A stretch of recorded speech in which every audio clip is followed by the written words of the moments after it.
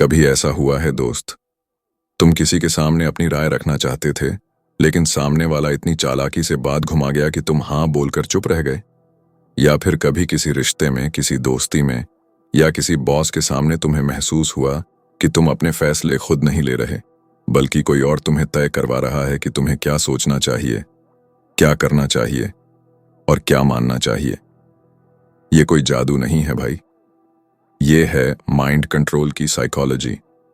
इंसानी दिमाग पर असर डालने की वो अदृश्य ताकत जो तुम्हें बिना जाने तुम्हारे ही खिलाफ इस्तेमाल की जाती है।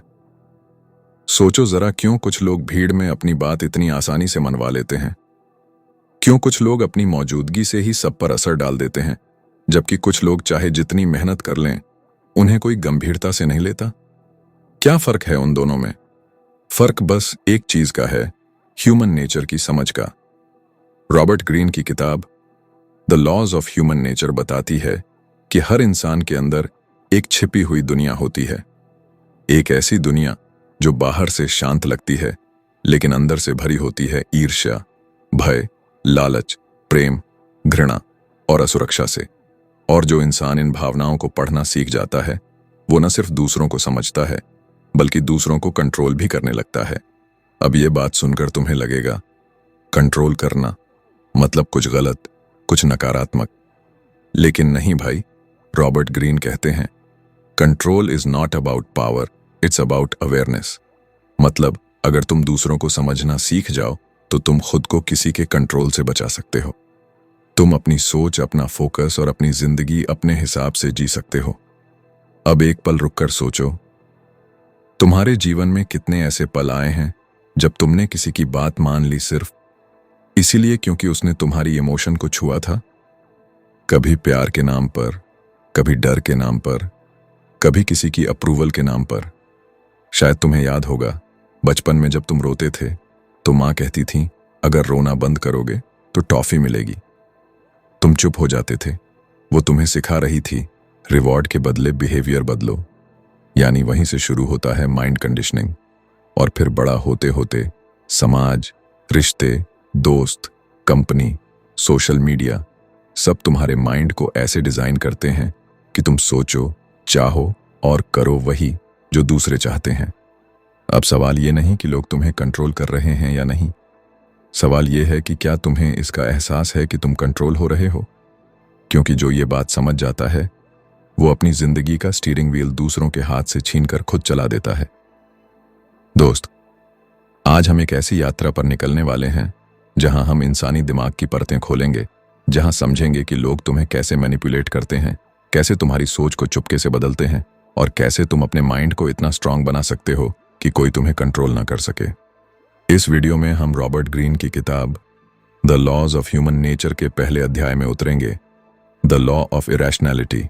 यानी इंसान अपने लॉजिक से नहीं बल्कि अपनी भावनाओं से चलता है, और यही भावनाएं बनती हैं माइंड कंट्रोल का असली दरवाजा।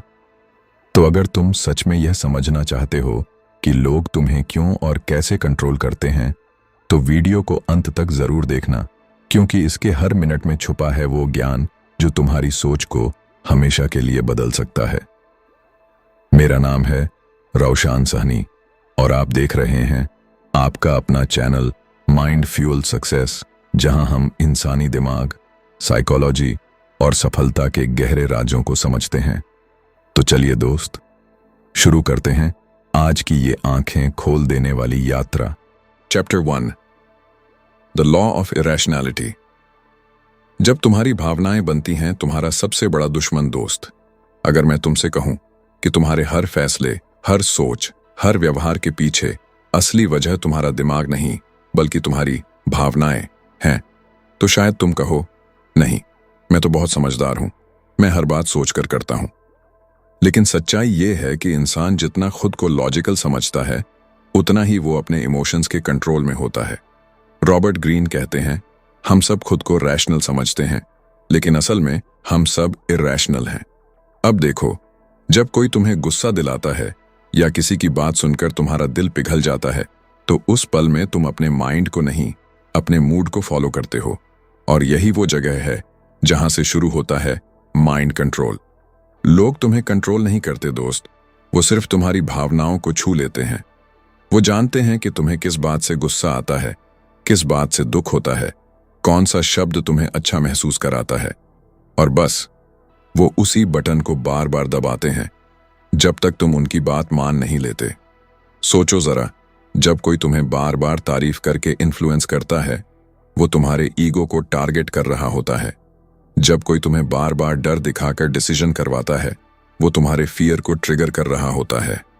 और जब कोई तुम्हें गिल्ट महसूस करवाकर अपनी बात मनवाता है, वो तुम्हारे कॉन्शियंस को कंट्रोल कर रहा होता है। रॉबर्ट ग्रीन कहते हैं, हर इंसान के अंदर एक बच्चा छुपा होता है। वो बच्चा चाहता है कि लोग उसे नोटिस करें, उसे सराहें, उसे चाहें। और यही इनर चाइल्ड हमें कमजोर बनाता है, क्योंकि जब कोई हमें इमोशनली वैलिडेट करता है, हम उसे सही मान लेते हैं, चाहे वो गलत ही क्यों ना हो। असल में जो इंसान अपनी भावनाओं को नहीं समझता, वो दूसरों के हाथ का खिलौना बन जाता है। लोग तुम्हें क्या सोचने को कहते हैं, तुम वही सोचते हो। लोग तुम्हें बताते हैं कि क्या सही है, तुम वही मान लेते हो। और धीरे धीरे तुम्हारा दिमाग तुम्हारा नहीं, किसी और का हो जाता है। रॉबर्ट ग्रीन एक उदाहरण देते हैं। फ्रेंच क्रांति के समय लोगों ने राजा के खिलाफ आवाज उठाई, लेकिन वो आवाज किसी ने लॉजिक से नहीं, गुस्से से उठाई थी। लोग सोच नहीं रहे थे कि बाद में क्या होगा, वो बस अपनी भावनाओं में बह रहे थे। और यही होता है इरेशनल माइंड, जो फैसले नहीं सोचता, बस महसूस करता है। अब सवाल यह है, अगर इंसान इतना इरेशनल है, तो फिर खुद को कैसे संभाले, कैसे बचे उस कंट्रोल से जो दूसरों के हाथ में है। रॉबर्ट ग्रीन इसके 3 पावरफुल सॉल्यूशंस बताते हैं। पहला, खुद को ऑब्जर्व करो। जब तुम गुस्से में हो या किसी की बात से खुश हो, तो बस ऑब्जर्व करो कि अंदर क्या चल रहा है, क्योंकि जब तुम ऑब्जर्व करते हो तो कंट्रोल तुम्हारे पास आता है, और जब तुम रिएक्ट करते हो तो कंट्रोल चला जाता है। दूसरा, इमोशनल डिटैचमेंट सीखो। हर बात पर इमीडिएट रिस्पॉन्स मत दो। कभी कभी चुप रहना, सुनना और बाद में सोचना, यही समझदारी है, क्योंकि हर रिएक्शन तुम्हें कमजोर बनाती है और हर ऑब्जर्वेशन तुम्हें ताकत देती है। तीसरा, लोगों को पढ़ना सीखो। हर इंसान अपने बॉडी लैंग्वेज, एक्सप्रेशन और शब्दों से अपने इंटेंट को रिवील करता है। अगर तुम ऑब्जर्व करना सीख गए कि कौन तुम्हारी बात सच में सुन रहा है और कौन तुम्हें इन्फ्लुएंस कर रहा है, तो कोई तुम्हें कंट्रोल नहीं कर पाएगा। अब सोचो दोस्त, अगर तुम किसी मीटिंग में हो और कोई तुम्हें जबरदस्ती मनाने की कोशिश कर रहा है, वो तुम्हारे दिमाग पर नहीं, तुम्हारे इमोशन पर हमला कर रहा है। वो चाहता है कि तुम डर जाओ या गिल्टी महसूस करो, क्योंकि तभी वो तुम्हें अपने हिसाब से चला पाएगा। इसीलिए अगली बार जब कोई तुम्हारे ऊपर हावी हो, तो खुद से एक सवाल पूछना, क्या मैं अभी सोच रहा हूं या सिर्फ महसूस कर रहा हूं? अगर तुम ये पहचान लोगे, तो कोई तुम्हें कंट्रोल नहीं कर सकेगा। रॉबर्ट ग्रीन कहते हैं, जो अपनी इरेशनैलिटी को पहचान लेता है, वही दूसरों की इरेशनैलिटी को समझ सकता है, और जो दूसरों की इरेशनैलिटी समझ गया, वो दुनिया के किसी भी माइंड गेम से खुद को बचा सकता है। लेकिन अब एक और गहरी बात आती है, कभी कभी हम सिर्फ दूसरों से नहीं बल्कि खुद से भी कंट्रोल्ड होते हैं, क्योंकि अंदर ही अंदर हम सब में एक सेल्फ ऑब्सेशन छिपा होता है। हम खुद को सबसे सही, सबसे महत्वपूर्ण मानते हैं, और यही सेल्फ ऑब्सेशन या नार्सिसिज्म हमारे रिश्तों और सोच दोनों को नष्ट करता है। अब सवाल यह है, अगर इरेशनैलिटी हमें दूसरों के कंट्रोल में डालती है, तो नार्सिसिज्म हमें खुद के कंट्रोल में बंद कर देता है। तो क्या हम अपने अंदर के नार्सिसिस्ट को पहचान सकते हैं? क्या हम खुद को समझकर दूसरों को भी जीत सकते हैं? यही जानेंगे अगले चैप्टर में, द लॉ ऑफ नार्सिसिज्म। खुद को समझो, दूसरों को जीतो। Chapter 2, the law of narcissism. कभी गौर किया है दोस्त, जब तुम किसी से बात करते हो तो ज्यादातर लोग तुम्हारी बात सुनते नहीं, बस इंतजार करते हैं कि कब तुम चुप हो जाओ ताकि वो अपनी बात कह सकें। हर कोई अपनी कहानी सुनाना चाहता है, हर कोई चाहता है कि लोग उसे समझें, सराहें और उसकी इज्जत करें। यही है इंसान का सबसे पुराना और सबसे गहरा सच। हर इंसान खुद से प्यार करता है, लेकिन जब यह सेल्फ लव अंधापन बन जाता है, तो जन्म लेता है नार्सिसिज्म, यानी मैं की अति। रॉबर्ट ग्रीन कहते हैं, हर इंसान नार्सिसिस्ट होता है, फर्क बस इतना है कि कोई इसे समझता है और कोई नहीं। और यही समझ तुम्हें दूसरों के दिमाग पर काबू पाने की ताकत देती है। कहानी शुरू होती है हमारे माइंड के अंदर से। हम सबको ये महसूस करने की जरूरत होती है कि हम खास हैं। जब कोई हमारी तारीफ करता है तो हमें अच्छा लगता है। जब कोई हमें नजरअंदाज करता है तो हमें बुरा लगता है। ये प्राकृतिक है। लेकिन जब ये चाहत जरूरत बन जाती है तो वही मैं हमें दूसरों से दूर करने लगती है। देखो भाई, नार्सिसिज्म दो तरह का होता है, एक हेल्थी नार्सिसिज्म और दूसरा टॉक्सिक नार्सिसिज्म। हेल्थी नार्सिसिज्म वो है जब तुम खुद से इतना प्यार करते हो कि तुम खुद को बेहतर बनाना चाहते हो। तुम दूसरों की भी इज्जत करते हो क्योंकि तुम्हें अपने भीतर की कीमत का एहसास है। लेकिन टॉक्सिक नार्सिसिज्म वो है जहां इंसान सोचता है कि मैं ही सबसे बड़ा हूं, बाकी सब गलत हैं, सबको मेरी बात माननी चाहिए। ऐसा इंसान कभी सुनता नहीं, कभी सीखता नहीं। वो सिर्फ चाहता है कि दुनिया उसके हिसाब से चले। रॉबर्ट ग्रीन बताते हैं, नार्सिसिस्ट इंसान को पहचानना मुश्किल नहीं होता। वो हमेशा अटेंशन चाहता है। वो हमेशा दूसरों की बात काटता है। वो हर परिस्थिति में खुद को सही ठहराता है और अगर कोई उसे क्रिटिसाइज करे तो वो बर्दाश्त नहीं कर पाता। अब सवाल ये है कि अगर हर इंसान में नार्सिसिज्म है तो क्या हम सब बुरे हैं? नहीं भाई, असल में ये नेचर का हिस्सा है। ग्रीन कहते हैं, तुम नार्सिसिज्म को खत्म नहीं कर सकते, लेकिन तुम उसे कंट्रोल करना सीख सकते हो। और जब तुम खुद के नार्सिसिज्म को समझ लेते हो तो तुम दूसरों के नार्सिसिज्म को भी पहचानने लगते हो। और यहीं से शुरू होती है माइंड कंट्रोल की असली ताकत, एम्पैथी की ताकत। एम्पैथी यानी दूसरे के नजरिए से महसूस करना। जब तुम किसी के अंदर झांकना सीख लेते हो तो तुम उसे उसके शब्दों से नहीं, उसकी भावनाओं से पढ़ सकते हो।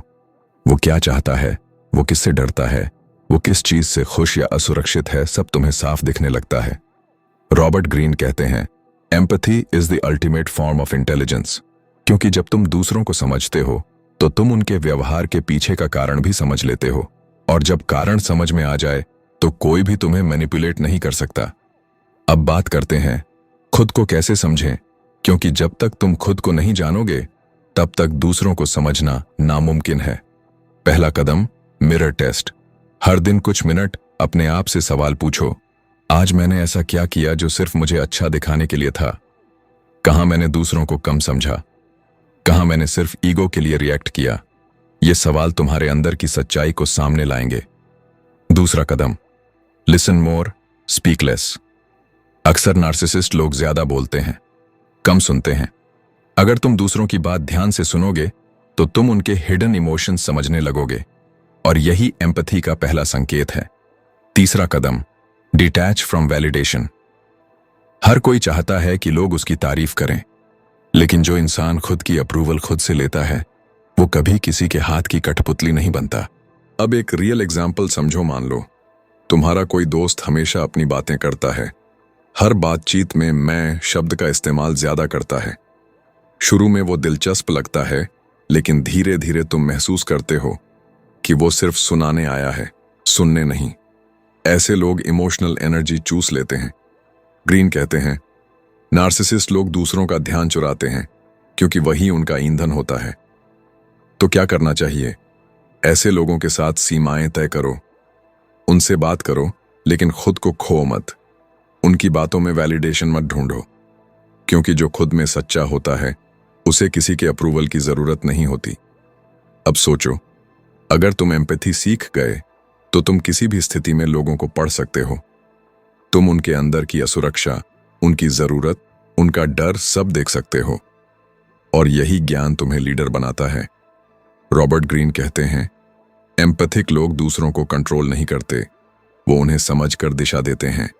यानी असली शक्ति किसी को गिराने में नहीं, बल्कि किसी को सही रास्ता दिखाने में है। तो दोस्त, याद रखो, नार्सिसिज्म हर किसी में होता है, लेकिन जो इसे पहचान लेता है वो दूसरों से एक कदम आगे निकल जाता है। क्योंकि जब तुम खुद के अंदर के मैं को जीत लेते हो तो दुनिया में कोई भी तुम्हें कंट्रोल नहीं कर सकता। अब एक सवाल सोचो, अगर इंसान दूसरों को समझने की ताकत हासिल कर ले तो क्या वो उनकी असली पहचान भी जान सकता है? क्या वो लोगों के मास्क के पीछे का चेहरा देख सकता है? यही जानेंगे अगले चैप्टर में, the law of role playing. लोग जो दिखते हैं वो असल में नहीं होते। Chapter 3, the law of role playing, see through people's masks. दोस्त, इस दुनिया में हर इंसान एक मास्क पहनकर चलता है। हर कोई अपनी असली पहचान, अपने असली इमोशन और अपने सच्चे इरादे दुनिया से छिपाता है। तुम सोचते हो कि तुम लोगों को जानते हो, लेकिन सच्चाई यह है कि तुम सिर्फ उनका चेहरा जानते हो, उनका किरदार नहीं। सोचो, जब कोई इंसान मुस्कुराता है तो क्या वो सच में खुश होता है?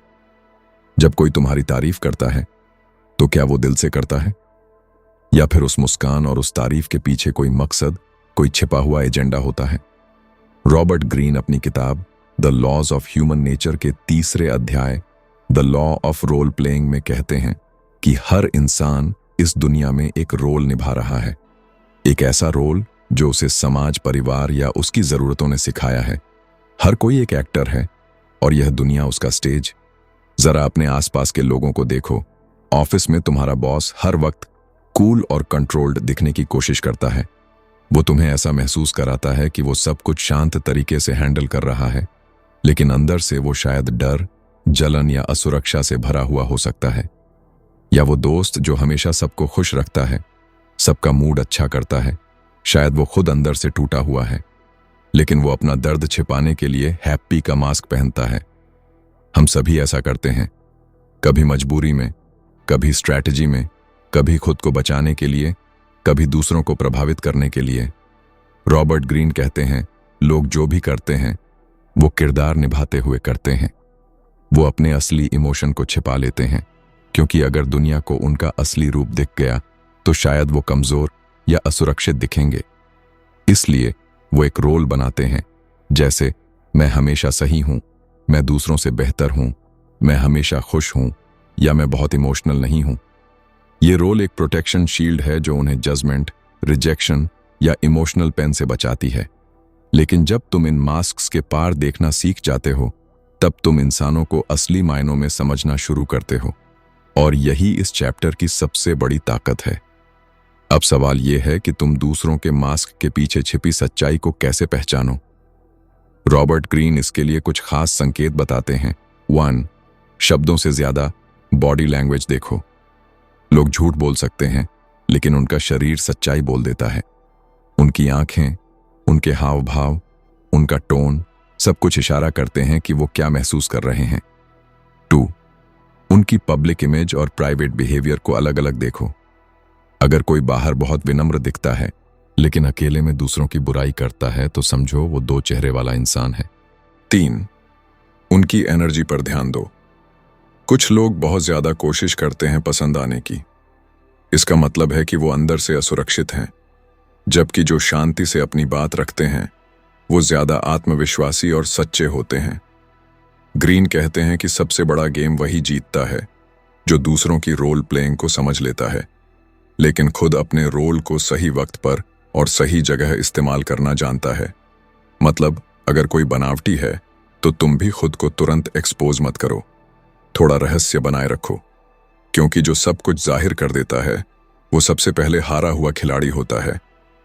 अब सोचो मेरे दोस्त, अगर तुम यह कला सीख गए दूसरों के मास्क के पीछे की सच्चाई पढ़ना, तो तुम्हारे साथ कोई धोखा नहीं कर सकेगा, कोई तुम्हें इमोशनली कंट्रोल नहीं कर पाएगा और कोई तुम्हारे भरोसे का गलत फायदा नहीं उठा पाएगा। ये समझ, ये नजर तुम्हें एक ऐसा इंसान बना देगी जो लोगों की भीड़ में भी सच्चाई पहचान सके। लेकिन अब सवाल उठता है, अगर हर कोई ना कोई रोल निभा रहा है, तो क्या तुम खुद भी किसी रोल में फंसे हुए हो? क्या तुम वो हो जो दुनिया को दिखाते हो या वो जो तुम सच में हो? यही समझने के लिए हमें अगले चैप्टर की गहराई में उतरना होगा, जहां हम जानेंगे कि लोग अपने दिल के अंदर की असली फीलिंग्स को कैसे छिपाते हैं और उन्हें कैसे पढ़ा जाए। Chapter 4, the law of compulsive behaviour, decode the patterns of others. दोस्त, क्या तुम्हें कभी ऐसा लगा है कि कुछ लोग बार बार वही गलती दोहराते हैं? वो हर बार वादा करते हैं कि अब ऐसा नहीं करूंगा, लेकिन फिर कुछ वक्त बाद वही चीज फिर से करते हैं। जैसे कोई झूठ बोलने वाला बार बार झूठ बोलता है, धोखा देने वाला फिर से किसी को धोखा देता है और गुस्से में रहने वाला हर छोटी बात पर भड़क उठता है। रॉबर्ट ग्रीन कहते हैं, किसी इंसान को समझने का सबसे सही तरीका है उसके पैटर्न को देखना, क्योंकि इंसान जो भी करता है वो सिचुएशन से नहीं बल्कि अपनी आदतों, डर और अनकंट्रोल्ड बिहेवियर से करता है। यानी लोग असल में कंट्रोल नहीं करते बल्कि कंट्रोल्ड होते हैं अपने ही अंदर के बिहेवियर से। सोचो जरा, कितनी बार तुम्हारे आसपास किसी ने कहा होगा, मुझे समझ नहीं आता मैं ऐसा क्यों कर देता हूं। वो ये नहीं जानता कि उसके अंदर एक कंपल्सिव पैटर्न काम कर रहा है, एक ऐसा पैटर्न जो उसके अतीत के एक्सपीरियंस से बना है। ग्रीन कहते हैं, हर इंसान के अंदर बचपन से लेकर अब तक की इमोशनल मेमोरीज जमा होती जाती हैं और वही हमारे रिएक्शन को कंट्रोल करती हैं। अगर किसी को बचपन में रिजेक्शन मिला हो तो वो बड़ा होकर हर जगह एक्सेप्टेंस पाने की कोशिश करेगा। अगर कोई व्यक्ति हमेशा नीचा दिखाया गया हो तो वो बाद में दूसरों को नीचा दिखाने में सुकून पाएगा। अब यह समझना क्यों जरूरी है, क्योंकि जब तुम किसी इंसान के इन बिहेवियर पैटर्न्स को पढ़ना सीख जाते हो तो तुम उनके इरादों, उनके अगले कदम, यहां तक कि उनके छिपे हुए डर तक समझ सकते हो। रॉबर्ट ग्रीन कहते हैं, किसी के शब्दों पर भरोसा मत करो, क्योंकि इंसान झूठ बोल सकता है लेकिन उसका पैटर्न कभी झूठ नहीं बोलता। चलो एक उदाहरण लेते हैं। मान लो तुम्हारा एक दोस्त है जो हर नए काम को बड़े जोश से शुरू करता है लेकिन कुछ ही दिनों में छोड़ देता है। वो कहता है कि उसे मोटिवेशन नहीं मिल रही। असल में ये उसकी आदत है अवॉइडिंग डिस्कम्फर्ट, यानी मुश्किल चीजों से भाग जाना। यह पैटर्न तब बना जब उसे बचपन में किसी असफलता पर बहुत डांटा गया था। अब वो हर मुश्किल को देखकर फेल्योर का डर महसूस करता है और इसलिए वो कुछ भी पूरा नहीं कर पाता। या सोचो, कोई ऐसा इंसान जो हर छोटी बात पर दूसरों पर गुस्सा कर देता है। तुम सोचते हो वो रूड है, लेकिन गहराई में देखो वो बस अपने अंदर की इनसिक्योरिटी छिपा रहा है। वो डरता है कि कहीं कोई उसकी कमजोरी ना पकड़ ले, इसलिए वो एंगर को ढाल बना लेता है। ग्रीन कहते हैं कि हमें लोगों के सरफेस रिएक्शन नहीं बल्कि उनके पैटर्न को देखना चाहिए, क्योंकि यही पैटर्न हमें दिखाता है कि वो अंदर से कौन है।